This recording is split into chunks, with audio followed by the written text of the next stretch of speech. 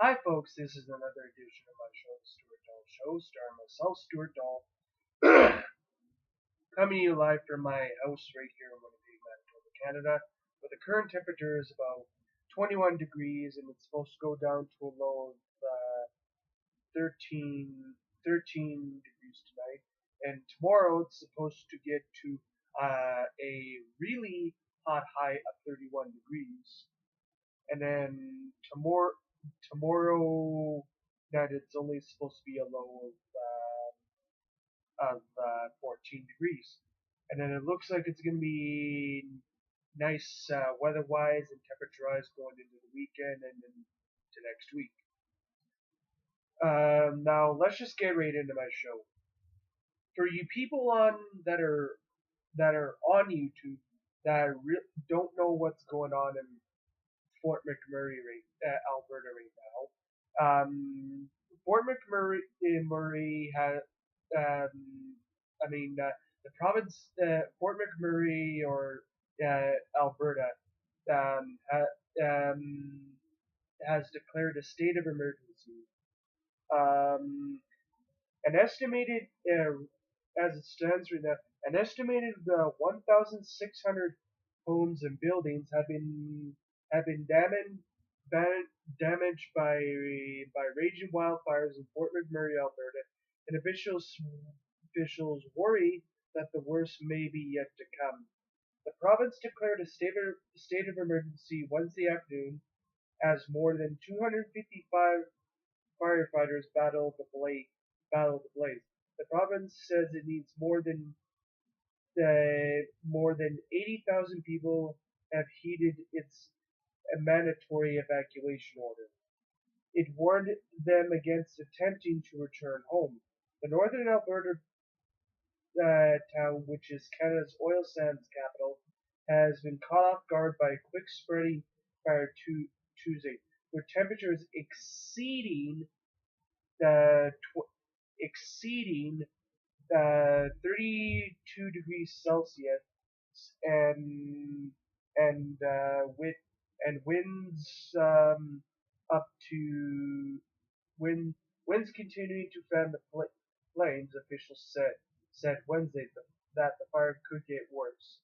Alberta Premier Rachel Notley told reporters that a number of buildings destroyed as of Wednesday morning, approximately 1,600, as 4 times the number of homes that burned in the 2011 wildfires in Slave Lake, Alberta.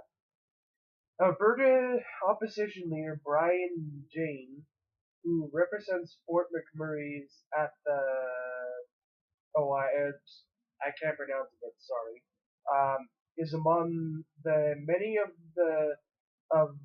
whose homes have been destroyed. My home was burned to the ground, and it's just stuff that is teary-eyed. Jeans told reporters. My stuff, all my memories. I lost my son last year, he said. Gene Im, who leads the Wild Rose Party, later told CTV's Power Play he wants to focus on making sure that everyone leaves Fort McMurray immediately. The fires that are surrounding Fort McMurray right now could go in any direction, he said, and that means they could cut cut off um, could be cut off from Highway 63 north and south in the future. Gene said that he is optimistic that the community will rebuild better than ever. We will come back stronger. We will come back stronger and continue to provide the greatest economic generation that we do for the rest of the country, he said. Public um, Public Safety Emergency Preparedness Minister Ralph Goodale told CTV's Power Play that while fires had been burning over the weekend on Sunday and Monday, this thing just exploded in terms of ferocity. The whole city has been evacuated, he said. exceeds 88,000 people, and the fire is still very dangerous.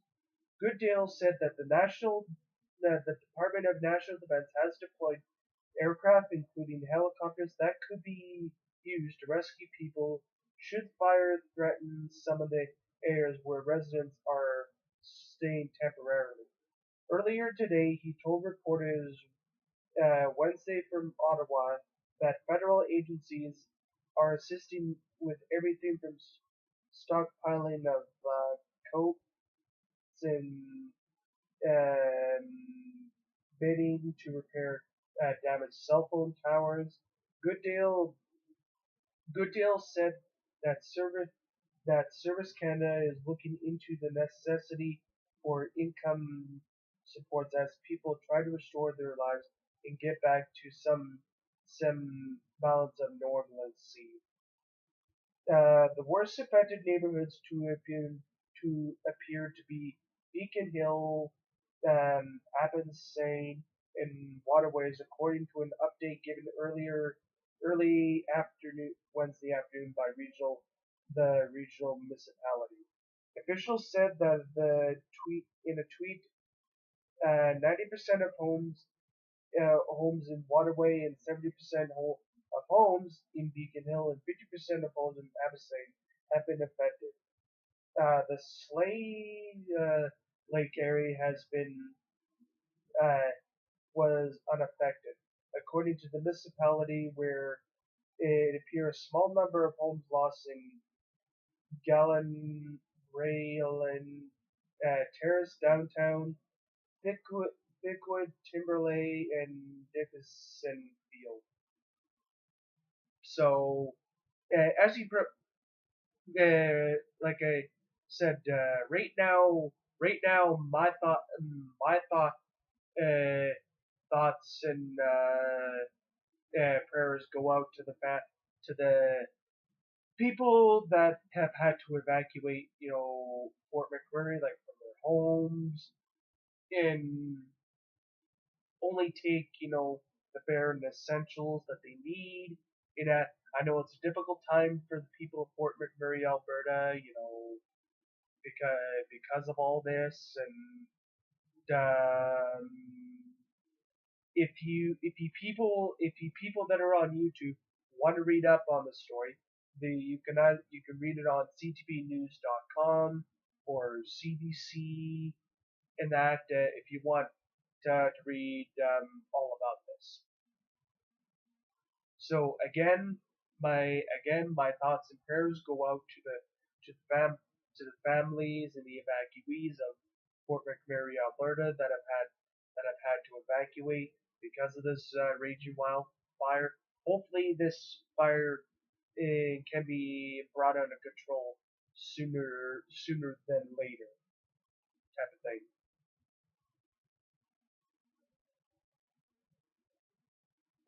What else?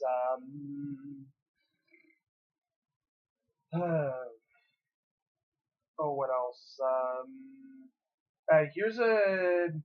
Here's an article from CBC News. It's titled "Time for Trump Republicans to Come Together Somehow,"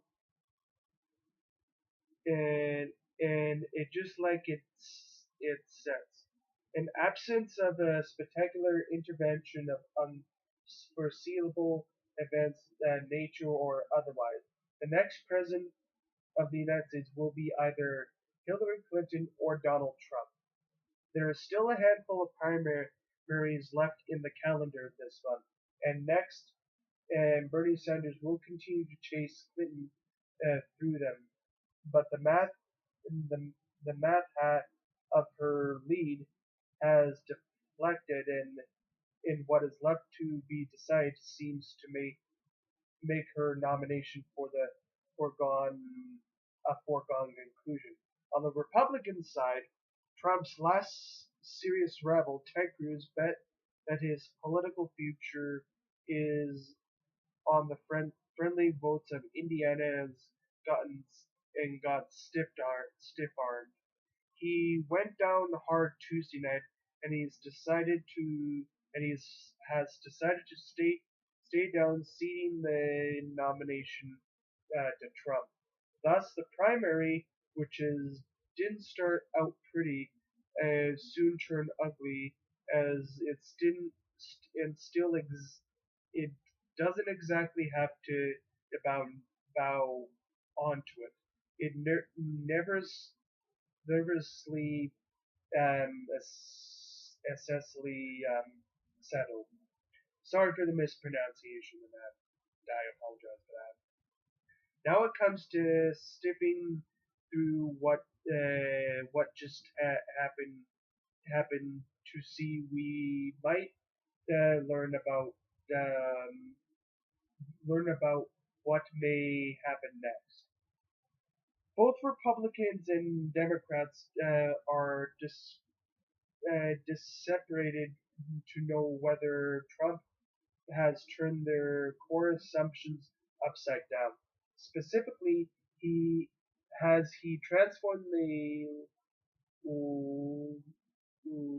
electoral map into a whole new kind of puzzle. Might the states that would normally be in play become competitively, and states that are already competitively become unnotably volatile? Volatile? It, that is in fact what Trump has promised. Uh, that Republicans will win in places where they had been left to for dead decades ago. He boasted he will win traditionally Democrat New York, for example. How that might threaten Democrats is obvious, but it might also present problems for Republicans trying to develop a clear campaign message. Who are they? Who are they now, and who is the Trump base they are courting? Through the primaries, Trump aimed his pitch at voters who skew Republican but have been fed up with their party. Voters who might have stopped participating in elections long ago out of frustration that they dismiss as polit- politics as usual. In some respects, his approach looks similar to mobilize the bait strategy that the Republican operative Karl Rove advocated in George W. Bush years. But the Republican establishment decided after the last election in 2012 that couldn't rail on simply mobilizing its base anymore. That is, its future lane expanding their base. Those Republicans want a party that would reach out to Hispanics, for example, and not threaten to round up their relatives and deport them back to Mexico and wall them off.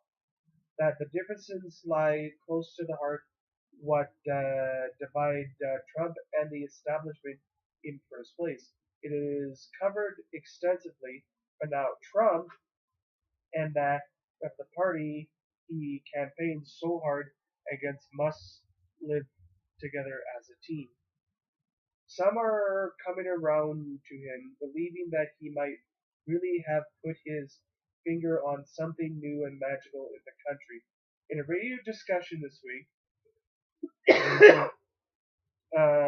Matt Schaff of the American Conservative Union said he had come to see that Trump's blunt talk about immigration might be visionary.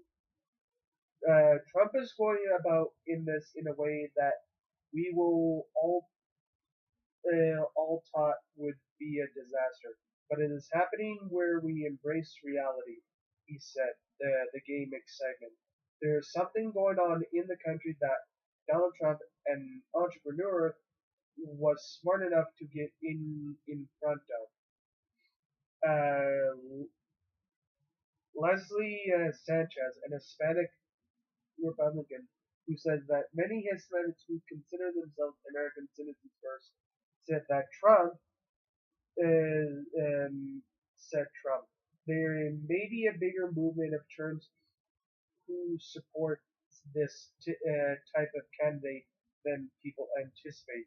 She seemed willing to follow Trump's lead and suggest that the party pollsters may have something to learn from him about where to find hidden pockets of people where could could could be turned into an enthusiastic Republican voters. Still, the differences between Trump and the party are sizable. He's not even a conservative. He's yet he yet and yet he will top the ticket of the party that has enriched itself in many states by moving steadily rightward for several elections. It's possible Trump and the Republicans will find their groove in at the convention in Cleveland in July, or maybe they will just find more opportunities for nasty fights about the party platform and where their brightest future lies. In the end, they will have to fall back on their loathing for Hillary Clinton to bind them together. Trump may yet turn out to be their best choice to run against her, as, in the words of spokesman Jeffrey Lord, the queen of the status quo. There is not much about Trump that's status quo, but Clinton is better prepared for that challenge now that she might might have been. Thanks to Bernie Sanders, Clinton has a new sense of what it is about status quo that has angered and energized so many voters. That could that could be priceless prep for the coming campaign. So this is just, this story I just read out. This is just about the ongoing U.S. elections, the ongoing campaign, for the Republican, party nomination and the like the party nominations for both political parties in the United States. Uh, what else?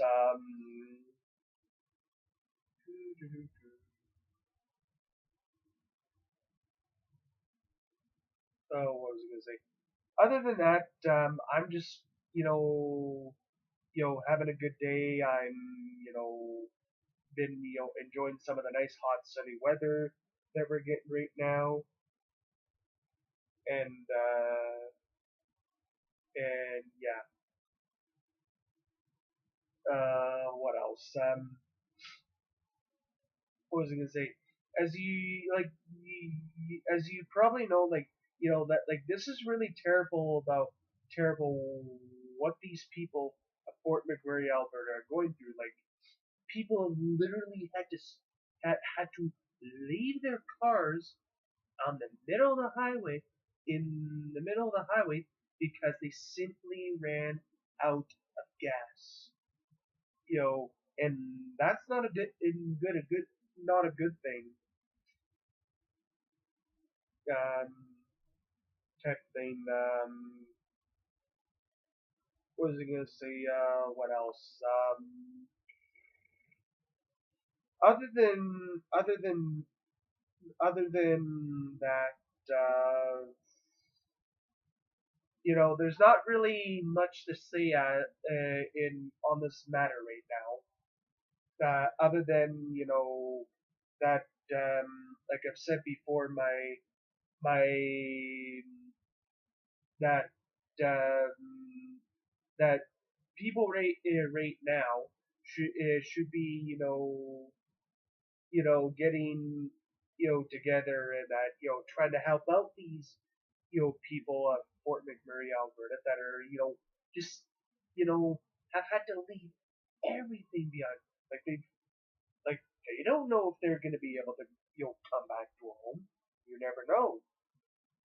And and that and that's not a good thing. And what else?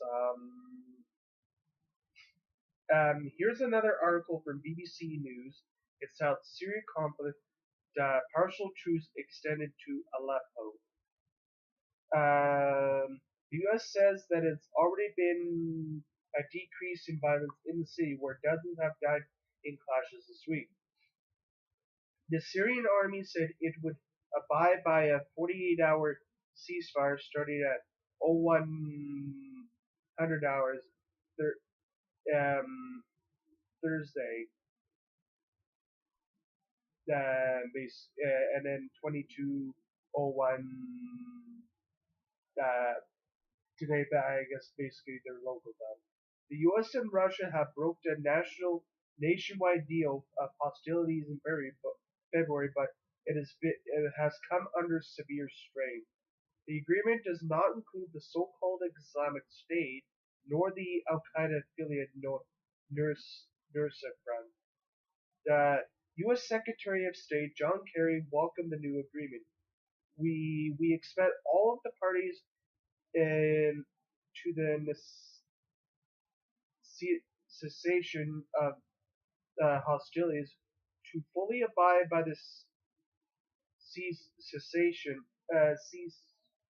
ceasefire in Aleppo. That means the regime and the opposition alike, he said. U.S. State Department spokesman Mark Toner said that the cessation of hostilities has actually started early Wednesday, adding has been a decrease in fighting in the violence specifically in Aleppo, but it has not been, but it has not been, of course, complete.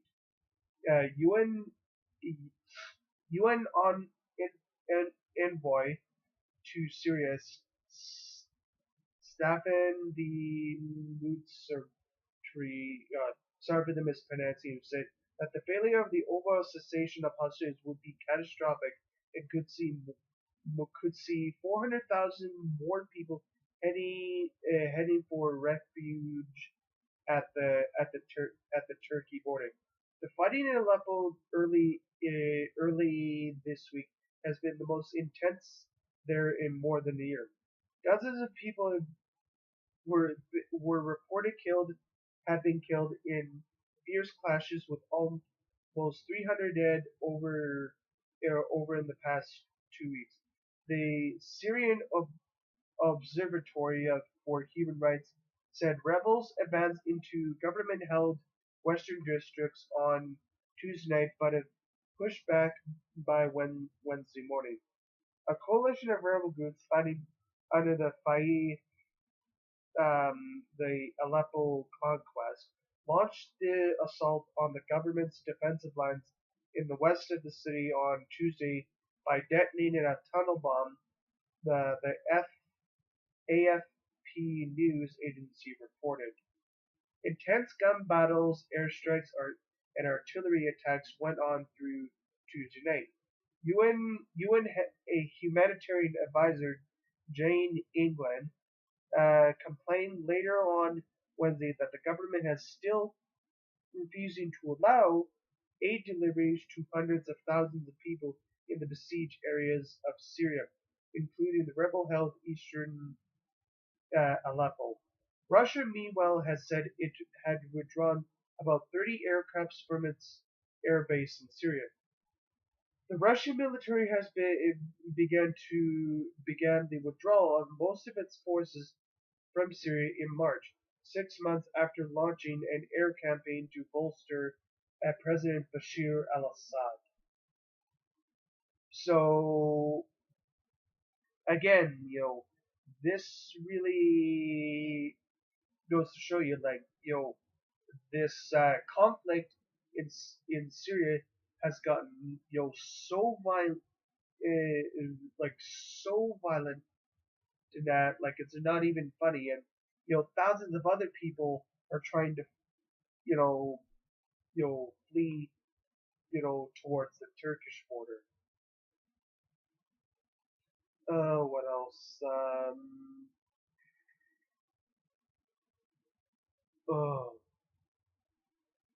uh, pardon me. Sorry about that, folks. Anyway, anyways, what was I gonna say? What was this? Oh, any, anyway, anyways,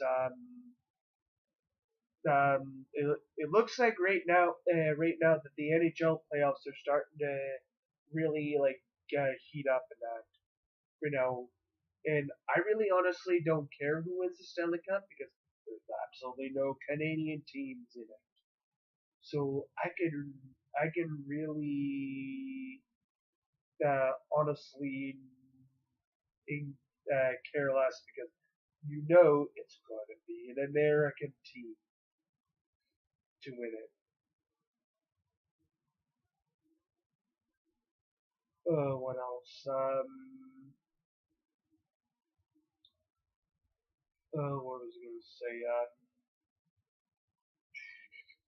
Oh, here's another news article from BBC News. It's called titled "Russian Footballer's Son Charged in Poland Spy Case." A man who only the man only named only as Stanislav is the son of a Russian national goalkeeper who moved to Poland in 1991. Mr. SZ was arrested in October 2014, but released after 3 months and could face up to 10 years in prison. Russian and Polish relations have worsened since Russia's annexation of Crimea in 2014 and its allegations alleged involvement in the conflict in eastern Ukraine. Prosecutors told Polish media that a criminal case has been opened against Mr. SC, whose full name has not been revealed under Polish privacy laws. He is accused of participating in activities of foreign intelligence against the Republic of Poland. Mr. SC's work as a lawyer in Warsaw's based consulting company, including overseeing the building of liquefied gas of the liquefied gas terminal in the northwestern ports city. I'm not going to pronounce it because it's really hard to pronounce. According to the reports, he also has partaken in committee sessions in the Polish parliament about the energy sector. His arrest in 2014 has coincided with that of the Polish army colonel suspected of receiving money in return for supplying information, possibly the possibility on the mood within the Polish military. The incident led to a diplomatic row with a Russian diplomat expelled from contact with the colonel and four Polish diplomats expelled from Moscow in response. Both men have said they have been recruited by the Russian military agency, um, by by Russian and military intelligence. What else? Uh,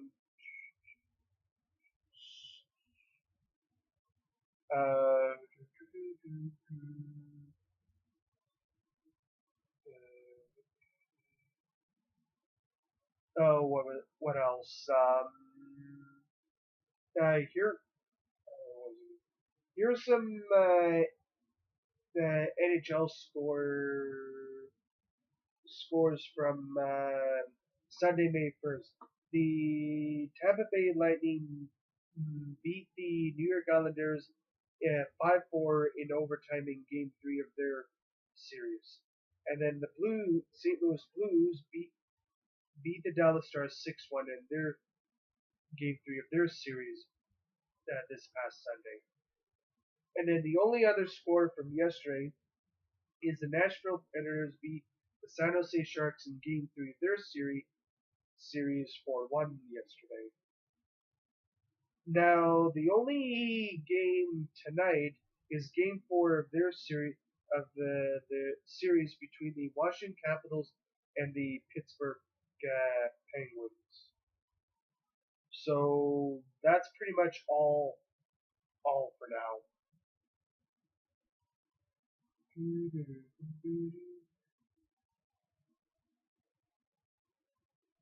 What else? Here's some Bundesliga scores from Saturday, April 30th. Hamburg SV and Mainz 05, which is another club in Germany, ended up in a 0-0 tie. Then Bayer beat Heather Heathra BSC 2-1. And then Wonder beat VfB Stuttgart 6-2. And then Hoffenheim won their game 2-1. Now, what was I going to say? And then Bayern Munich's, and then there's a lot of, and then there's 1, 2, 3, 4, 5, 6, 7, 8. There's 9 games going on in the Bundesliga this Saturday. And on that note, for you people that don't know, Euro 2016 starts next month, June the 10th, and it goes till July 10th. And you can watch that action on TSN. And what else? Well, on that note, I'm signing off for now. So this has been another edition of my show, The Stuart Dahl Show. For you young people, stay in school, stay out of trouble, and you'll do fine. And I'd like to end my show by saying that again, my thoughts and prayers go out to the citizens of Fort McMurray, Alberta, that have had to flee these raging wildfires and hopefully they'll be able to return to their homes and or what's left of it. But on that note, my heartfelt sympathy and solidarity go out to the citizens of Fort McMurray, Alberta. So on that note, I'll be the same. Bye bye for now, and just stay cool, my friends.